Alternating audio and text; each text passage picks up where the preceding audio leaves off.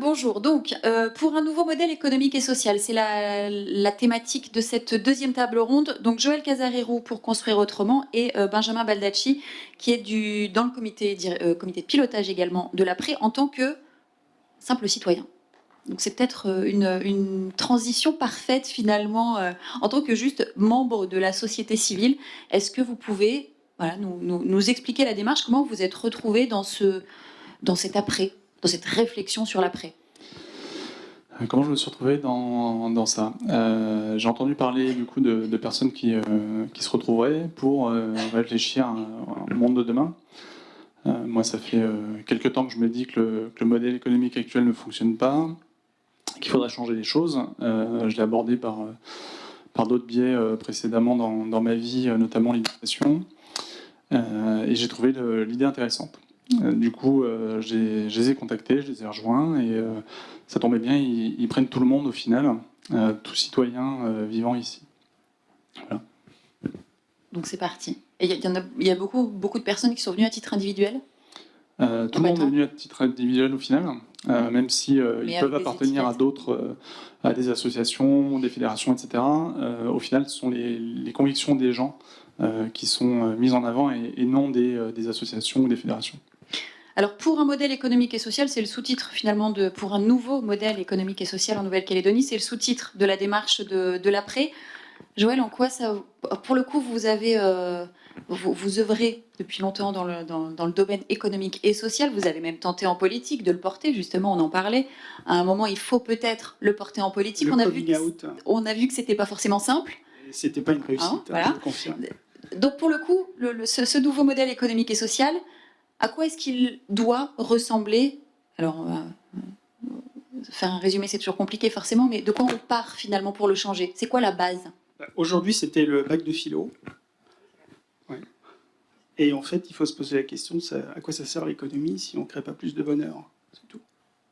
Donc à partir de ça, on se demande comment faire, comment utiliser, comment créer un modèle économique qui crée plus de bonheur. Je dis ça comme ça assez violemment, mais c'est ça. À quoi ça sert autrement? Donc si on regarde froidement ce qu'il y a aujourd'hui, on regarde quoi aujourd'hui? On regarde le PIB. Est-ce que cet indicateur correspond à une amélioration de la vie quotidienne des uns et des autres? Ça, c'est la première question. Et donc, on peut regarder en fait tout le spectre des outils qu'on a aujourd'hui. La fiscalité, est-ce qu'elle est plus juste? Est-ce qu'elle permet à plus de gens de vivre mieux?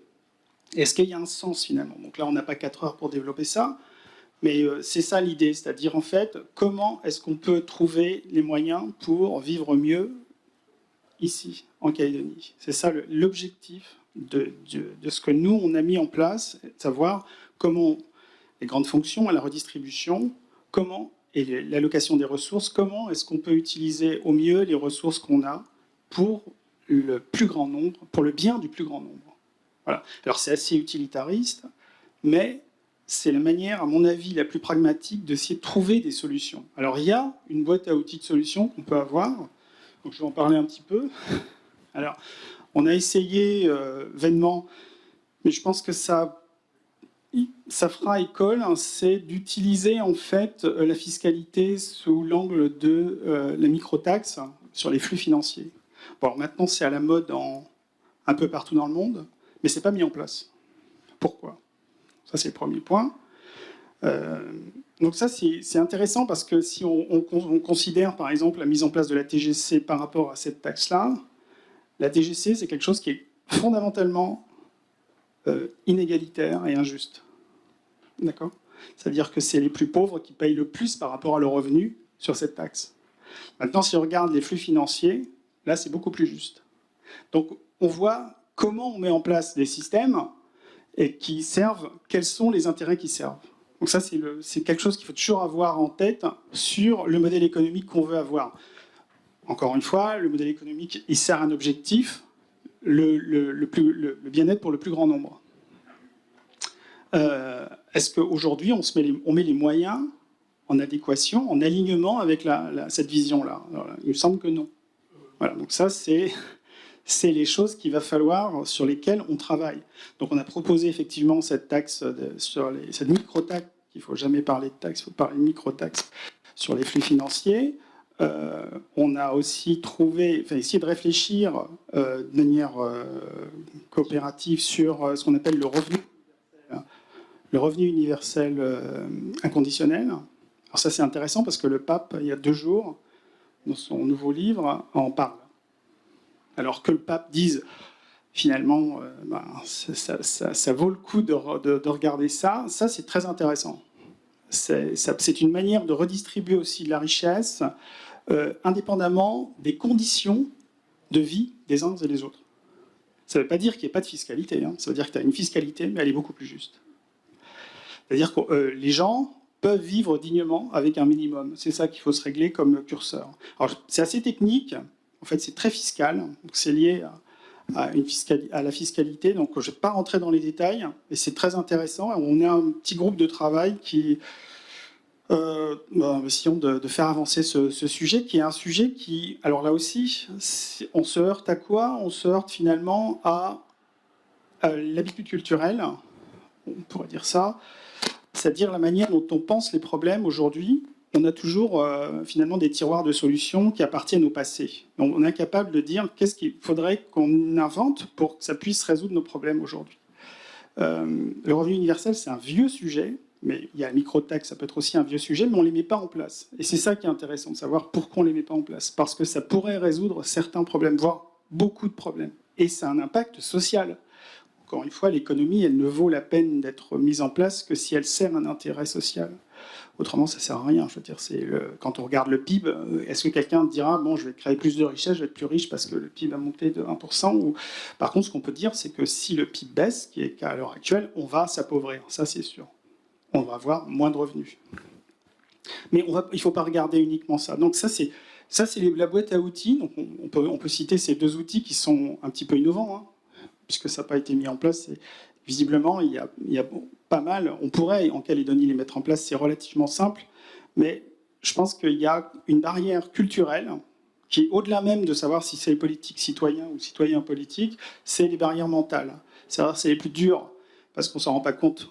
On a déjà ces obstacles-là. Par exemple, si je vous dis un revenu universel à mettre en place, c'est-à-dire que même des gens qui ne travaillent pas seraient rémunérés. Et là, les gens ont dans le modèle, tu gagneras ton pain à la sueur de ton front, tout ce qui est du travail, s'il y a une barrière là-dessus. Voilà. Donc ça, c'est les premiers obstacles qu'on a. Donc l'économie, c'est quand même ancré dans notre inconscient. La monnaie, on en a parlé tout à l'heure avec la monnaie complémentaire, on a travaillé aussi sur la monnaie, c'est vraiment l'outil dont on ne s'est pas servi pour gérer la crise ici, et qui vaudrait le coup en fait d'être utilisé. Et la monnaie, c'est quelque chose de très important dans la manière dont une société conçoit en fait les échanges. Ça, c'est les outils qui sont intéressants de voir. Et ça touche bien sûr l'ensemble de la population. Donc voilà, ça c'est juste pour vous donner une idée de quand on parle de nouveaux modèles, qu'il faut regarder au niveau des curseurs qu'on veut mettre en place, de la redistribution, de où vont les richesses, comment on les répartit, qu'est-ce que c'est que le bien commun, comment est-ce qu'on crée de la valeur. Voilà, il y a un sujet qui est à l'heure actuelle assez à la mode, c'est la mine, hein, plutôt le nickel même. Et s'il y a bien une question qui adresse, en fait, comme disent les anglo-saxons, l'ensemble de la population, c'est ce sujet-là. C'est-à-dire, c'est un bien commun. Comment est-ce qu'on crée le plus de valeur sur ce bien commun pour le plus grand nombre et pas pour qu'il soit capté par quelques-uns. Voilà, alors il y a plusieurs solutions, je ne vais pas les développer là, mais voilà, c'est grosso modo, c'est un peu la boîte à outils, on peut en trouver d'autres, hein, mais en Construire autrement, on a essayé de travailler sur ces sujets qui adressent des problématiques assez larges, en fait. Voilà. Et c'est technique. Pour le coup, voilà, oui, c'est technique, c'est fiscal. Généralement, c'est technique. Alors effectivement, mais il faut que le débat soit... Enfin, on peut le rendre technique, mais les principes sont accessibles à tous. Alors justement, je vais me tourner vers Benjamin. Du coup, les principes, pour vous, les principes d'un nouveau modèle économique et social, je ne sais pas s'ils sont fiscaux, ils se situent à quel niveau, vous, citoyens, qui vous êtes engagés dans cette démarche de l'après, ou vous, ancien enseignant? Oui, donc du coup, on n'est pas parti du tout sur la technique pour le coup, même si c'est quelque chose de très important. on est parti d'une chose déjà, un constat qui est que qu'en Nouvelle-Calédonie, on a un modèle économique basé sur les modèles européens, américains, etc. Et pourtant, on vit dans un pays océanien. Et on oublie du coup ce mode de vie. Et je l'ai vécu, je l'ai vu du coup à Yingen il y a un mois. Ça m'a percuté. J'ai vu du coup une famille vivre très différemment de moi.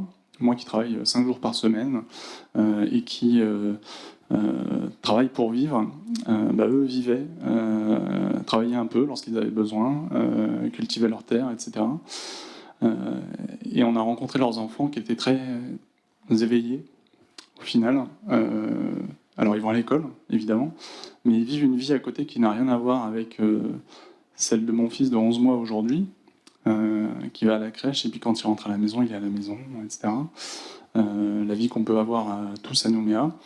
Là, les enfants partaient sur la plage le soir, allaient pêcher, vivaient des choses vraiment folles. Et pour moi, aujourd'hui, je parle de Nouméa parce que c'est là où je travaille et où je vis, si on veut travailler 3 jours par semaine, ça me paraît compliqué. Parce qu'on est dans un modèle où tout le monde travaille 5 jours par semaine, c'est normal. Moi, si je suis consultant, donc si je travaille 3 jours par semaine et qu'on m'appelle le vendredi à travailler alors que je travaille pas, on trouvera ça normal. On me dira, il est jamais disponible le vendredi, c'est complètement fou, je comprends pas. Et si j'explique aux gens que je travaille pas le vendredi, ils comprendront pas non plus. Alors que j'ai envie de le passer ce vendredi avec mon fils pour l'éduquer, passer du temps avec lui, lui apprendre des choses, partager ma vie avec lui. Et c'est tout ce côté social qu'on oublie. Alors là, je parle de mon fils, mais ça pourrait être participer à des associations à côté, participer à la vie de quartier, la vie de village, de tribu, etc. Et tout ce pendant-là, on l'oublie. C'est plus... je pense qu'on a fondamentalement besoin de techniques et d'outils, mais le problème, c'est la représentation qu'on a, les croyances qu'on a aujourd'hui, et Joël en parlait au final de ces croyances, c'est qu'on est persuadé qu'il faut consommer, qu'il faut de la croissance dans un monde fini, où les ressources vont arriver à leur terme, parce qu'elles ne sont pas infinies, justement. Donc voilà. Et dans un monde post-crise, on est dans au contraire, on est dans le consommer, on est dans le travailler quand vous pouvez, et autant que vous pouvez. Alors du coup, ok, le postulat, et je pense personne va, tout le monde serait assez d'accord pour travailler 3 jours par semaine si ça suffit. La microtaxe. Donc si j'ai bien compris, c'est une taxe sur tous les mouvements. C'est-à-dire qu'aussi bien quand on va chercher 100 balles dans un distributeur que lorsqu'on fait des mouvements avec la carte bleue. Bon.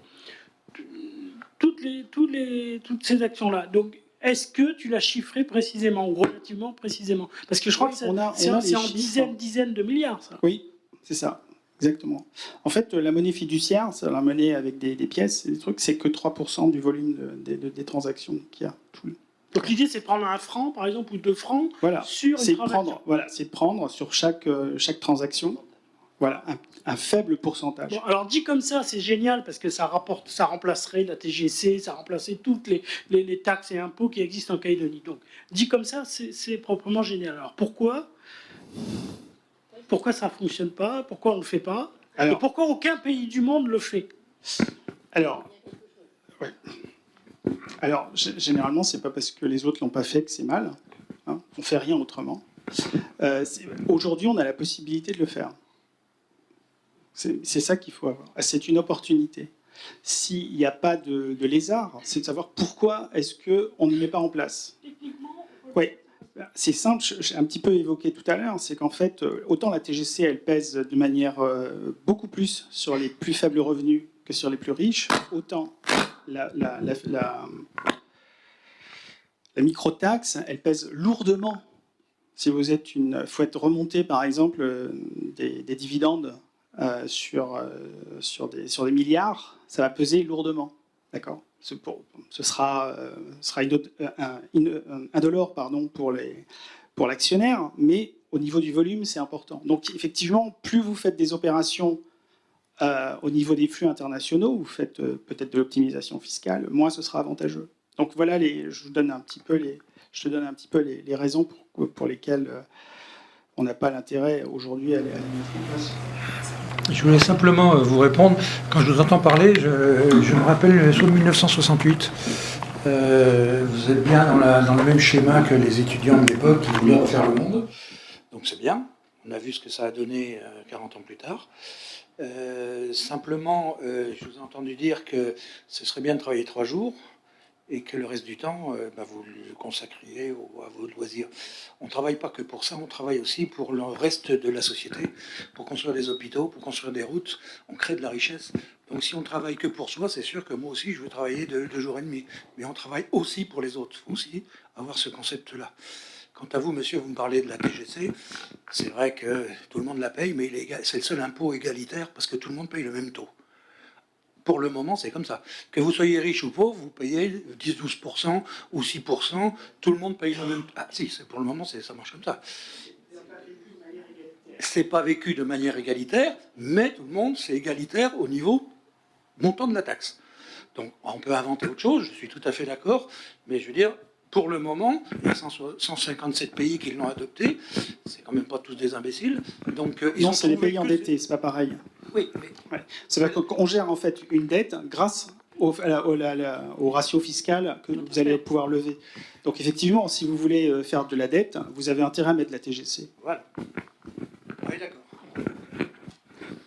Pour vous répondre, du coup, je suis entièrement d'accord avec ce que vous dites. On ne travaille pas que pour nous, on travaille aussi pour la société. Ce que je dis, en fait, c'est que quand on fabrique quelque chose, un objet, l'objectif, c'est de le vendre un maximum pour faire du profit.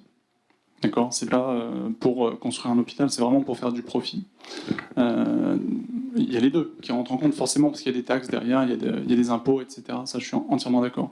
Mais on vous pousse à changer de machine à laver régulièrement, de plus en plus vite d'ailleurs, parce qu'il y a de l'obsolescence programmée. Vos téléphones, tout l'électronique, on vous pousse à en racheter alors que ça pourrait durer beaucoup plus longtemps. Vos voitures, etc. C'est ça en fait que je dénonce. En gros, l'idée c'est pas d'aller vivre comme des hippies entre guillemets. D'ailleurs, longtemps j'ai été contre cette philosophie. Je dis pas que je suis pour aujourd'hui. Vous avez des exemples aux États-Unis de villages hippies, etc., qui sont complètement rattachés à la société, qui ne vivent pas du tout détachés de la société comme ils le disent. Je ne pense pas que ce soit ça qu'il faille viser.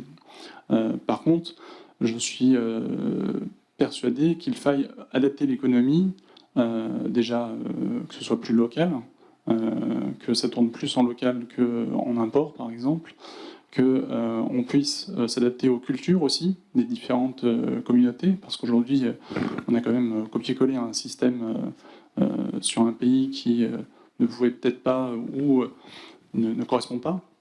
Voilà, tout comme les constructions des bâtiments, ce genre de choses. Enfin, il y a tout un tas de choses qu'on pourrait revoir pour s'adapter réellement au contexte local. C'est plutôt ça en fait que je m'en avance. Donc en disant je voudrais travailler 3 jours par semaine, c'est pas que je veux rien faire du reste du temps. Au contraire, je serais ravi de passer du temps non pas à éduquer uniquement mon fils, mais d'autres par exemple. Et puis quelqu'un d'autre pourrait s'occuper de cultiver sa terre pour les différents voisins, etc. Alors je dis pas qu'on vivra tous en communauté comme ça, mais l'idée c'est pas de passer son temps à faire rien et à être en vacances au bord de la plage, mais c'est d'œuvrer pour quelque chose de beaucoup plus matériel et réaliste. Voilà. Non, je suis tout à fait d'accord avec ce que tu dis. Et effectivement, je veux dire, moi je n'aurai aucune pudeur. J'aurais même une grande satisfaction à travailler moins que ce que je travaille actuellement. Et d'ailleurs, ça doit être un objectif de l'humanité, l'objectif de l'humain, que de travailler moins, d'être plus heureux. Voilà. Et je crois que la production industrielle, la production économique, elle a été multipliée par 30 ou 40 depuis 50 ans. Et elle n'a pas amené les avantages qu'elle aurait dû amener. C'est-à-dire effectivement qu'il y ait moins d'inégalités, qu'il y ait des mesures qui soient prises de revenus minimum voilà, ce style de mesures pour faire en sorte qu'une société soit plus cohérente. Et il n'y a aucune raison de refuser la réduction du temps de travail, puisque il y a une centaine d'années, on était 48 ou 52 ou 58 heures à l'usine. Et c'est quand même un progrès décisif que d'être passé à la semaine de 35 heures, de 39 heures en Nouvelle-Calédonie, quoi. Voilà. Ensuite, la réflexion que vous faites, monsieur, là, vous êtes devant moi, c'est par rapport aux événements de 68. Et puis vous dites que 40 ans plus tard, voilà ce que c'est devenu. Moi, j'essaie de savoir ce que la société est devenue en rapport avec ce phénomène, enfin, ces événements de 68. Donc la problématique, elle est tout à fait bien exposée, hein, et notamment le fait que l'on veut consommer de façon infinie dans un monde fini. Et ça, c'est une contrainte qui est déjà déclenchée, avec laquelle on vit, et qui affecte notre qualité de vie et notre façon de vivre, et qui va se faire sentir de plus en plus. Donc oui, vivons moins, travaillons moins. On sera plus heureux. Bon alors du coup, maintenant qu'on a les objectifs, à peu près, ou certains en tout cas, qu'est-ce qui ressort des premiers travaux? Comment on fait? Quelles sont les étapes? Qu'est-ce qu'il faut faire finalement pour y arriver? Puisque le travail de l'après, c'est ça aussi, c'est lancer des pistes. Alors on commence comment? Je ne demande pas la marche à suivre jusqu'au bout, hein, mais au moins pour commencer, on y va comment? Les premières étapes, il y a un groupe qui a travaillé sur l'alimentation. Déjà, c'est renouer avec l'alimentation locale. Pouvoir avoir des potagers dans les écoles, par exemple. Alors, il y a déjà des écoles qui le font, sur Nouméa, sur le Mont d'Or, etc. L'idée, c'est de généraliser ça à toute la Nouvelle-Calédonie. Hier, on était à Lifou pour échanger justement sur l'après. Et des personnes m'ont dit aujourd'hui nos enfants ne savent plus ce que c'est que des fruits et des légumes. Ils vont acheter dans les supermarchés, ils mangent pas local, ils mangent de l'import, etc. Et on ne sait pas trop comment faire. Alors évidemment, ça passe par l'éducation à la maison quand on peut, mais l'école peut avoir un grand rôle à jouer là-dedans aussi, qui est de pouvoir consommer ce que les enfants préparent à l'école dans les potagers. Malheureusement, que ce soit ici ou en métropole, consommer ce qui pousse dans les potagers des écoles, ce n'est pas possible. Parce qu'il y a un marché public qui est détenu du coup par quelqu'un qui a gagné ce marché. Et ce qui est légitime vis-à-vis de ces règles, c'est qu'on n'a pas le droit d'inclure d'autres prestations, même venant des enfants de l'école. Donc on ne peut pas manger ce qui pousse à l'école. Voilà. Donc l'idée, c'est de pouvoir faire évoluer ça et de changer ça. Donc ça, c'est un premier petit pas. Donc on en revient à aller voir les institutions et à travailler avec les politiques et avec les institutions. Exactement. Donc l'idée, c'est donc là de fédérer un maximum de monde pour pouvoir ensuite restituer ça aux politiques, les mettre devant le fait que la société civile veut évoluer, veut changer les choses et veut pousser les politiques à changer. Moi, je voudrais dire qu'il y a déjà deux pistes qui existent. La première, il y a des écoles dans lesquelles il y a des associations de parents d'élèves qui sont extrêmement dynamiques, donc qui ont en quelque sorte imposé au corps enseignant l'existence d'un potager. Effectivement, les légumes ne peuvent pas être consommés par les enfants eux-mêmes, mais ça constitue une excellente initiation pédagogique. Ensuite, il ne faut pas oublier que ce problème de reconsommer des légumes locaux, il est valable dans tout le Pacifique. Et si vous allez à la CPS, vous verrez les sommes considérables qui sont dépensées dans tous les archipels pour réapprendre aux populations océaniennes à ne pas se nourrir de biscuits apéritifs, de Coca-Cola et de plats importés, mais pour leur réapprendre à cultiver leurs propres légumes. Alors là, il suffit d'aller entrouvrir la porte et utiliser des moyens qui ont déjà marché dans d'autres archipels et qui peuvent aussi marcher ici. Je pense que par rapport à ce que vous dites, c'était aussi la commission, enfin celle de juste avant, il y a tout de même une réflexion sur le projet de société. Et ça, c'est fondamental. J'étais chargé je suis allé jusqu'au l'état des lieux de Calédonie 2025. je ne prends pas en compte ce qui s'est fait par la suite parce que ça a été du sabotage. Mais jusqu'à l'état des lieux, donc nous étions à peu près 600 personnes en permanence pendant 2 ans qui avons travaillé. Et moi, je vous encourage, je pense que, parce que là, on a aussi des présidents d'ateliers qui sont avec vous, sur l'état des lieux, parce que ce que j'ai entendu tout à l'heure, en fin de compte, ce sont des éléments extrêmement intéressants qui pourraient faire partie, qui pourraient servir à construire véritablement ce schéma 2025. Et l'état des lieux, on l'a revu avec plusieurs personnes, même avec Thierry et autres, l'état des lieux qui a été fait, il est aujourd'hui totalement d'actualité, il n'est presque pas à revoir. Alors ce que je veux dire par rapport à ce que vous dites là et par rapport à la consommation, quand on a travaillé sur ce schéma, les personnes qui travaillaient dessus, et tout particulièrement celles qui l'on avait fait venir de France pour nous aider, enfin pour élaborer ce schéma, lorsqu'on leur a posé la question sur comment vous prenez en compte ce que nous on appelait l'économie vernaculaire. Donc là, ils ont ouvert des yeux gros comme ça, parce qu'en fin de compte, ça, qu'est-ce que ça voulait dire? Donc on leur a dit, mais toute cette économie qui n'est pas obligatoirement commerciale, qui est dans les échanges, comment vous la prenez en compte? Et c'est à partir de là que maintenant, au niveau des institutions, on a qu'on a repris en compte et qu'on a mis tout ceci sur tableau.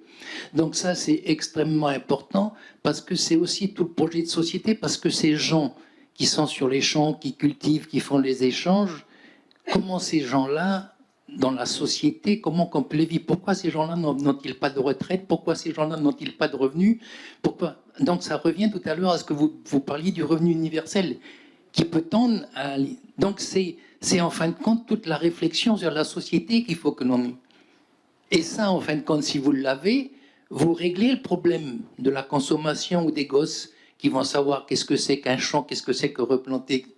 Parce qu'aujourd'hui, à partir du moment où, en fin de compte, l'économie, c'est uniquement prendre en compte ce qui est commercial et éviter de regarder tout ce qui se fait à côté, à partir de là, c'est pas étonnant qu'on arrive à la société dont on est en train de vivre aujourd'hui et qu'on essaie de trouver des solutions pour revenir.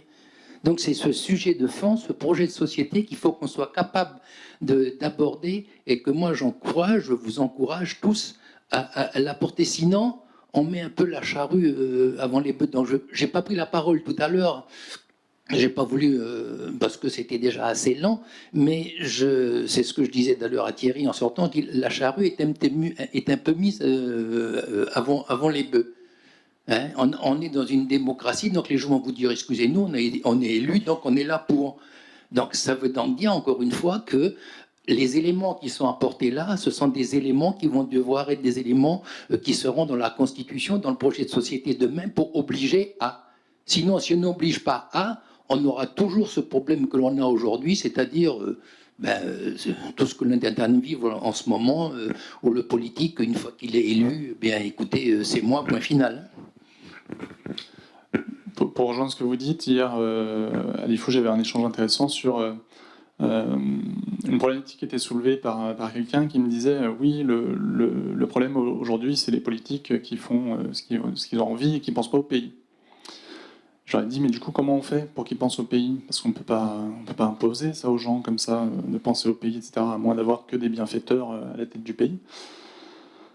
Et la personne a réfléchi, il m'a dit, faudrait que les citoyens puissent voter sur les objectifs du pays.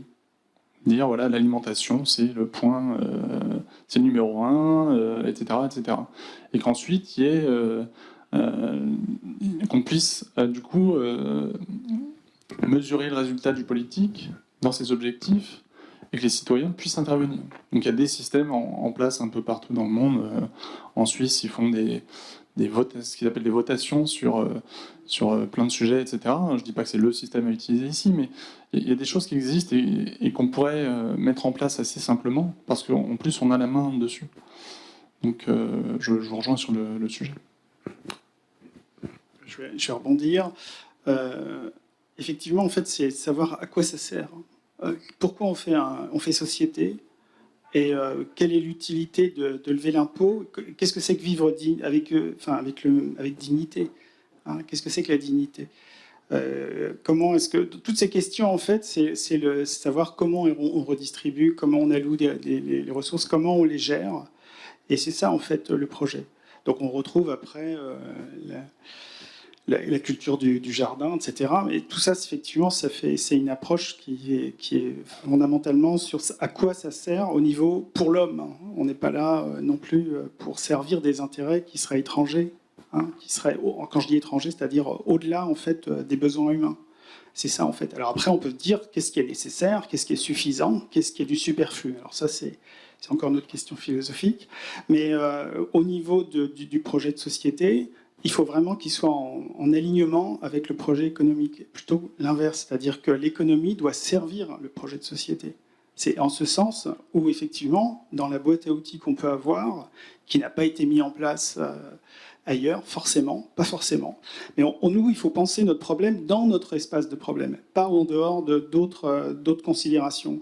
Et c'est ça qui est une richesse ici, c'est qu'on a effectivement on a plusieurs réalités. On a plusieurs réalités. On a plusieurs. La vie rurale, on va dire ça comme ça, c'est pas du tout la vie urbaine. Donc on a déjà une grosse césure. Mais comment est-ce qu'on peut avoir au niveau économique des principes qui satisfassent le plus grand nombre, entre guillemets, pour le bien du plus grand nombre? Voilà la question. Alors, bien sûr, il y a eu des travaux qui avaient été faits avant 2025. Maintenant, c'est vrai qu'il y a certaines choses qui sont toujours d'actualité, puis d'autres qui sont complètement dépassées. Je pense qu'il faut essayer là, le travail que vous avez fait, avec après, que nous faisons aussi Construire autrement, il faut remettre les questions, il faut se reposer les questions, mais repartir de la base, à quoi ça sert? Pourquoi je suis celui-là? Pourquoi on fait société? Qu'est-ce que c'est que vivre ensemble? Comment est-ce qu'on peut avoir une santé qui est entre guillemets soutenable? Et toute la soutenabilité en fait de notre projet, si on regarde après au niveau des ressources, effectivement, ça interroge nos ressources. Comment on peut vivre de manière, ce que les anglo-saxons appellent soutenable, mais en fait c'est durable à long terme. Donc c'est ça le projet de l'économie. Donc on retrouve encore le projet citoyen dans l'axe en fait, de savoir est-ce que le politique qui est au service du citoyen peut mettre en place les outils qui permettent d'aligner la vision pour servir le bien du plus grand nombre. Le rapport NC 2025, où est-ce qu'on peut le lire ce rapport? Je l'ai en format papier moi, mais... Il est disponible en format papier dans les mairies, enfin c'est ce que je dis sur internet. Quand je parle de l'état des lieux. Ouais, parce qu'il y a le diagnostic et enjeux disponible. Parce qu'après ça a été saboté. Il faut aller jusqu'à l'état des lieux, et là vous avez eu le rendu qui s'est fait au centre de Chibaou et qui a fait l'objet d'un document. Ouais, donc je crois que la Nouvelle-Calédonie, on a été obligé, nous, on en a racheté quelques-uns parce que des personnes étaient intéressées pour pouvoir l'avoir. Donc c'est un document assez... Bah ouais, mais c'est peut-être partir d'un état des lieux, ça me semble déjà un bon point de départ. Mais s'il n'est pas disponible, c'est vrai que c'est... Oui, mais on retrouve en fait... les choses n'ont pas été bouleversées en quelques années. Il y a encore des fondamentaux. Au niveau économique, en tout cas, ils sont là. Donc il y a encore des choses qui sont valables. Surtout, c'est les projections, hein, qu'est-ce qu'il fallait faire, etc., qui là sont un peu obsolètes, à mon avis. Et les attentes, moi je vous donne un exemple aujourd'hui, c'est la question de la mine. C'est la question économique par excellence de la soutenabilité et de la gestion de la ressource pour le plus grand nombre. C'est ça la question aujourd'hui. Donc si on n'adresse pas cette question-là, on ne pourra pas résoudre de manière durable le problème. Bonsoir, Monsieur Casarero. Alors, nous sommes une association de Djehou. Alors, je vous entends parler de boîte à outils, de bonheur. On est complètement là-dedans. Alors, le nom de notre association, elle s'appelle le Cheng Cheng. Ça veut dire panier à outils.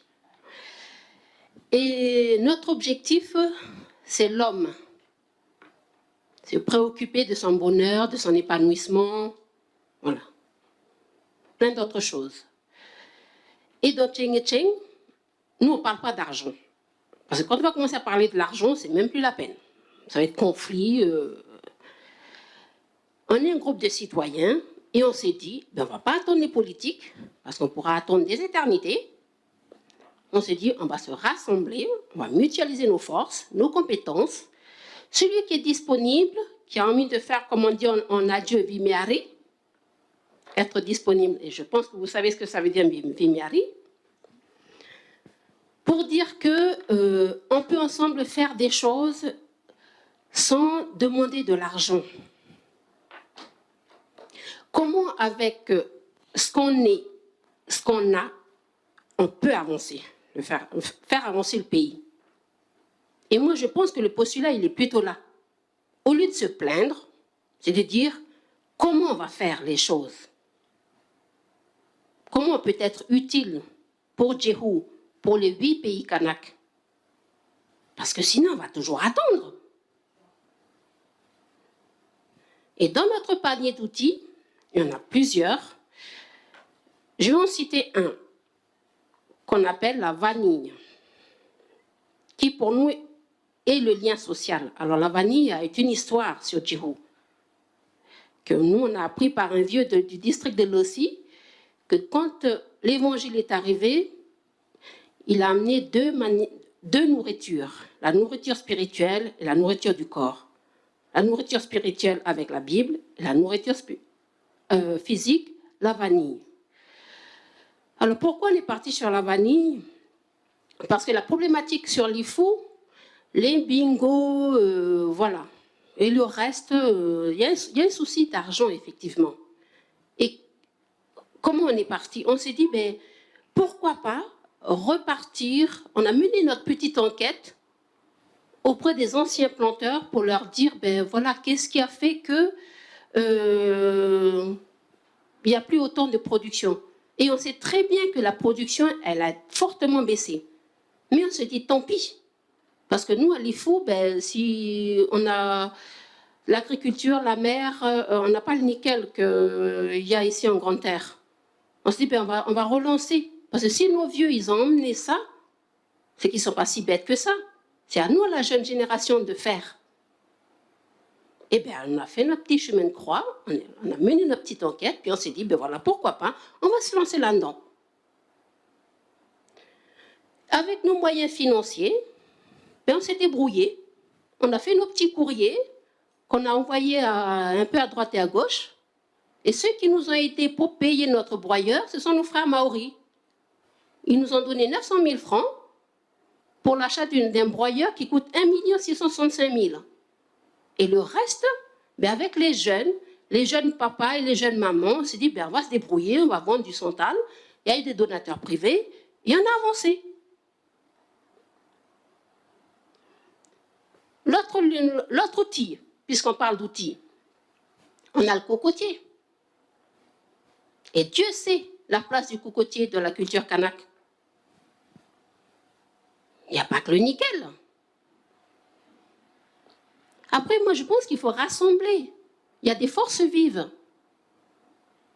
Mais ne pas toujours avancer le critère argent. On sait très bien, ce pays, il est riche. On est malade de surconsommation. C'est ça le problème de notre pays. Ce n'est pas l'argent qui manque, ce n'est pas le manger qui manque. On mange bêtement, comme on dit en Jéhu, réanimez-nous. Non, mais il faut arrêter.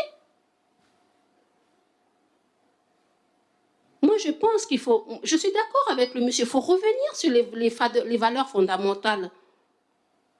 Peut-être qu'on va dire que je suis de la vieille école, oui, mais la vieille école, ça a quand même donné des cadres. Donc je pense qu'il faut peut-être revenir là-dessus. Ensuite, l'autre outil, la permaculture, l'agriculture.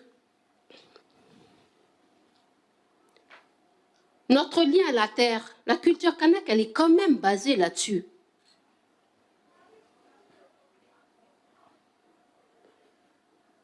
Et là, ça va être un petit peu mon petit cri de colère, c'est que, avec la colonisation, quand c'est arrivé, même si l'école, c'est vrai que l'école, ça nous a permis d'être là où on est, mais la manière dont ça a été pensé l'école, ça nous a complètement éloignés de la terre.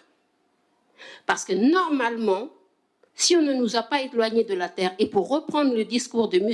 Thierry Santa, le président du gouvernement, il n'y a pas longtemps, il y a quelques mois, il a bien dit « l'agriculture, c'est l'âme du pays ». Et dans la culture kanak, Dieu sait, notre identité, elle est liée à la terre.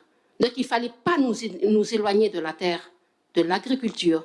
Donc normalement, au niveau de la formation, la filière agricole, elle doit être au centre, le poteau central de la case. Et pas le HEC ou le reste, non, ça doit être l'agriculture. On peut faire tout ce qu'on veut, mais on mange matin, midi et soir, et c'est la terre qui nous nourrit. Donc peut-être qu'il faudrait revenir là-dessus. Après, on en a plein d'autres outils, mais je vais m'arrêter là. Oleti.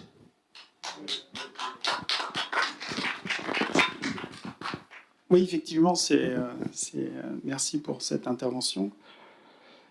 C'est ce qu'on appelle en fait l'économie sociale et solidaire. J'en ai pas parlé. Effectivement, ça fait partie des outils qu'on peut mettre en place. C'est des associations, des entreprises qui ont une organisation qui n'est pas l'organisation classique, on va dire ça comme ça, et notamment sur les bénéfices, la vision des bénéfices. Bon, l'argent, c'est juste un moyen de faire des échanges. Ce n'est pas un but, en fait. Et ce qu'on appelle les ESS, l'économie sociale et solidaire, là aussi, c'est une boîte à outils. Là, aujourd'hui, on a certains outils qui permettent d'accéder à ce genre de choses, par exemple les GDPL, des choses comme ça, qui sont des outils juridiques, qui permettent en fait de faire supporter en fait une économie, on peut appeler ça très localisée généralement, mais qui est liée en fait généralement à l'agriculture ou en tout cas à la chaîne pour se nourrir ou en tout cas aux préoccupations qui sont du quotidien et qui n'ont pas lieu d'être industrialisées. Donc ça, c'est vraiment aussi, c'est une des pistes que nous aussi on a un peu travaillé aussi sur à construire autrement. Et c'est vrai que c'est aussi une réalité dans la vie du pays. Il n'y a pas que Nouméa. Et on le retrouve souvent, ce que je disais tout à l'heure, c'est quand vous dépassez un peu Tontouta, il y a une autre réalité et on peut trouver un autre mode, effectivement, d'échange, d'économie, qui sont basés généralement sur un petit peu des traditions, un petit peu d'évolution de la tradition avec de la modernité, etc. Et c'est très bien de remettre ces outils en place parce qu'on peut montrer aussi qu'on peut réussir, parce que ça, en fait, c'est au-delà en fait de l'économie. C'est ce que vous disiez, c'est vrai, c'est que c'est autour de l'humain, c'est-à-dire c'est de réapprendre des choses qui ont été perdues, ne serait-ce que de cultiver son jardin. Ça, c'est Voltaire, hein, on est dans la philosophie. Mais apprendre à cultiver son jardin, c'est vrai que c'est essentiel parce que c'est l'autonomie alimentaire. Donc, on parlait des choses durables. C'est quelque chose qui est dans la lignée en fait de ce que chacun devrait apprendre à faire, en tout cas devrait savoir faire. Voilà, donc ça c'est aussi des choses qui sont très importantes. On reboucle encore sur les expérimentations des enfants, etc. Et c'est effectivement, alors ça c'est un gros champ d'intérêt, c'est, je pense, qui pourrait être mis en place facilement. C'est d'organiser l'économie sociale et solidaire aujourd'hui avec des projets qui coûtent pas cher. Alors là, c'était des investissements qui sont pas forcément onéreux. Par contre, la manière dont ils opèrent la redistribution après la création de valeur, parce qu'on est obligé de regarder aussi un petit peu ça pour évaluer si ça marche ou ça marche pas. Parce que quelquefois, on achète des tracteurs, plein de tracteurs, puis on voit que ça marche pas, ils finissent rouillés, et on se dit pourquoi ils finissent rouillés ? Parce qu'on n'avait pas besoin de tracteurs finalement. Voilà. Donc il y a tout ça qu'il faut regarder et c'est intéressant parce qu'en fait, ça n'est pas une question de système global. C'est-à-dire que c'est pas parce que ça a marché chez vous que ça va marcher partout. Et oui. Et donc il faut toujours regarder pourquoi il y a eu des réussites et essayer de voir comment on peut le dupliquer ailleurs. Mais ça ne marche pas forcément partout. Voilà. Mais c'est vrai que l'économie sociale et solidaire est un des points, à mon avis, forts pour la Calédonie. En tout cas à développer. En fait, c'est juste pour parler d'une anomalie, puisque demain, le monde de demain, il doit y avoir du lien, il doit y avoir du partage, de la solidarité. Et il y a une anomalie calédonienne qui est que le statut coopératif n'existe que dans l'agriculture. Si on veut mettre en place une coopérative commerciale ou de production autre qu'agricole, c'est pas possible. Et je trouve que c'est tout à fait dommage parce qu'il y a des initiatives qui pourraient être prises dans ce domaine-là, quoi. Alors je sais pas si vous pouvez agir et faire évoluer les choses. À l'heure actuelle, on n'est pas au pouvoir. Je ne sais pas si vous avez remarqué, mais...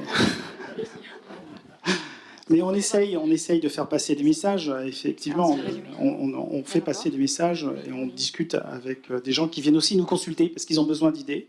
Et donc, on n'est pas avare là-dessus. Je dis toujours que c'est l'économie de la connaissance. Plus on partage, plus on devient riche aussi.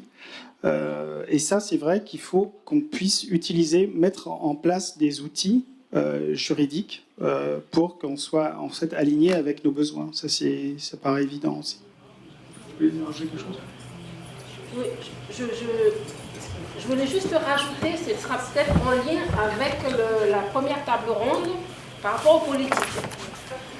Alors nous, il y a un truc qu'on fait là-bas sur Djého que j'aime très bien, c'est qu'on fait d'abord et après on parle. Parce qu'il y en a beaucoup qui aiment bien parler, de beaux parleurs, mais il n'y a rien dans les actions. Ça s'appelle le politique, ça. Je ne citerai personne, mais c'est comme un enfant. Ça passe par le concret.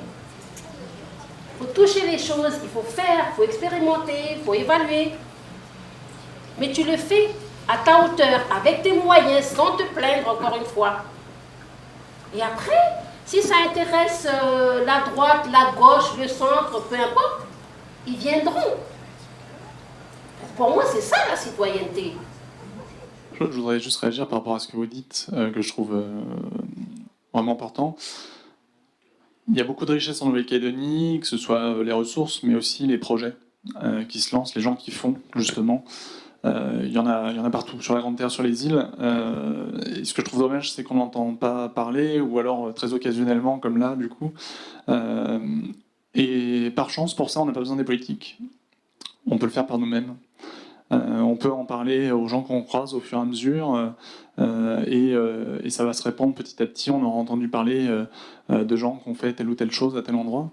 Je vous donne un exemple, et pour le coup, j'ai pas le nom, j'ai rien. On m'a juste parlé d'un fonctionnement sur une des îles d'une entreprise où les gens, l'entreprise fait son planning en fonction de la vie privée des salariés.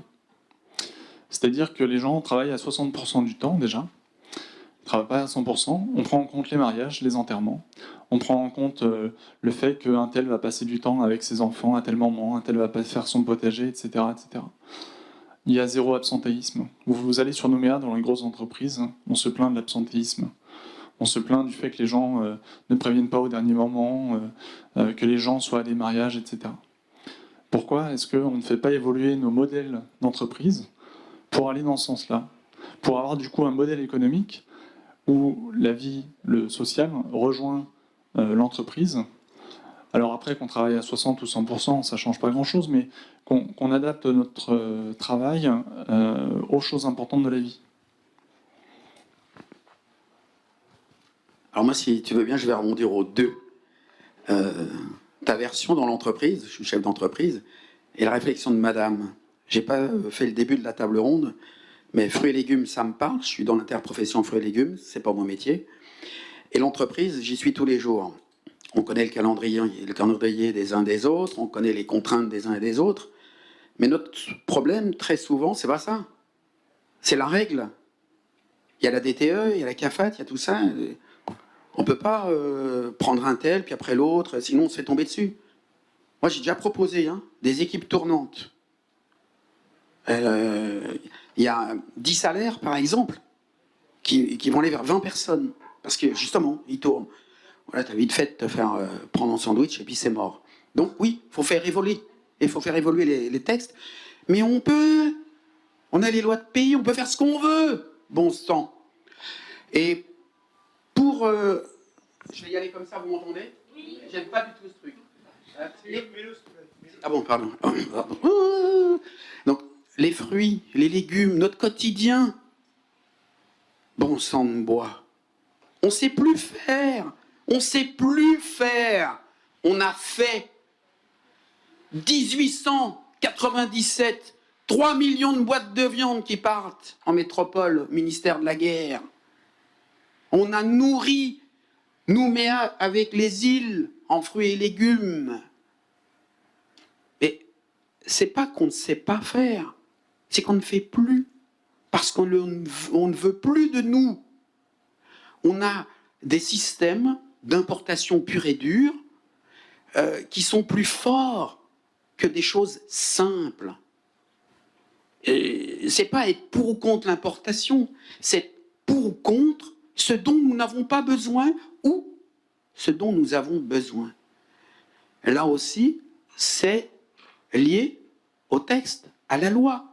Est-ce qu'on décide qu'on a un système libéral régulé ou pas? Et c'est pas la peine de chercher midi à 14h. De toute façon, la décision, on l'a prise. On a des lois de pays qui nous permettent de réguler. C'est déjà en place. C'est bien en place depuis 40 ans. C'est une décision politique des deux leaders de l'époque.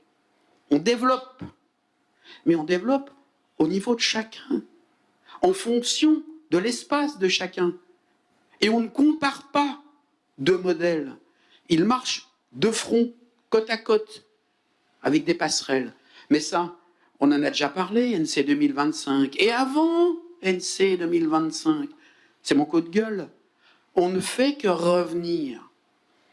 Et là, c'est encore le monde civil, c'est encore l'entrepreneuriat qui est à la commande.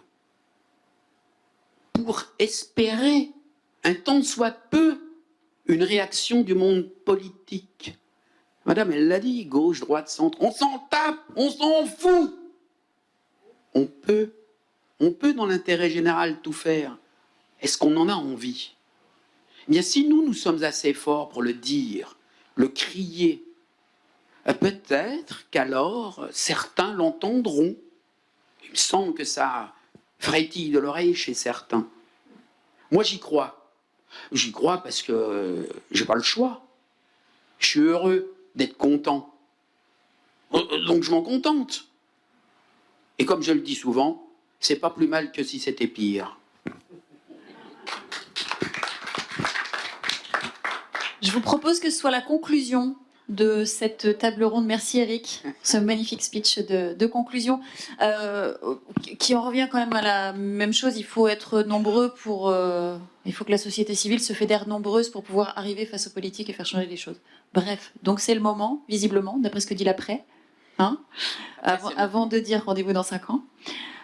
Du coup, la page Facebook de l'après est toujours disponible. Vous avez dessus tous les contacts, vous avez dessus un mail et voilà, la possibilité de les contacter pour éventuellement vous investir, madame, si vous avez envie aussi de participer, vous pouvez sur la page Facebook. Merci à tous d'avoir été présents et bonne soirée.